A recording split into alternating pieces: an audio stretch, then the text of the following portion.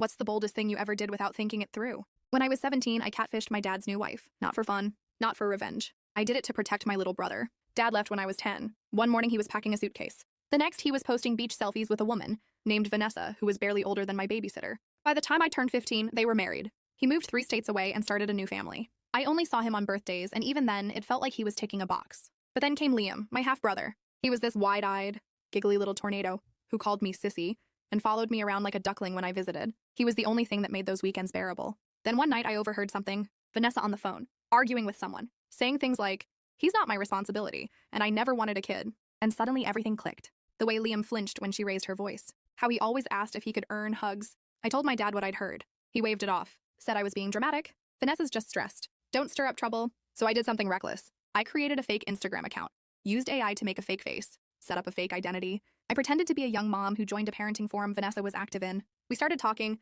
Within a week, Vanessa was venting to me like we were old friends, complaining about being stuck with a kid who isn't even hers. She said my dad lacked the balls to send him to live with his real mom, and that the brat ruins everything. I screenshotted every word. Then I sent it all to my dad. At first, he blocked me. I guess denial is easier than admitting you married someone who resents your child. But a week later, I got a call. Dad sounded hollow. He asked me to meet him halfway for lunch. When I got there, he was alone and he was crying. He said he'd noticed bruises on Liam's arm. Said Vanessa told him he fell, but now he wasn't so sure. He thanked me for forcing his eyes open. He filed for emergency custody that same month, moved back to our state, started therapy, and for the first time in years, he really saw me. Not as a bitter ex-kid, but as someone who loved Liam enough to risk everything. Vanessa, she ghosted. Last I heard, she moved in with someone new. No kids involved.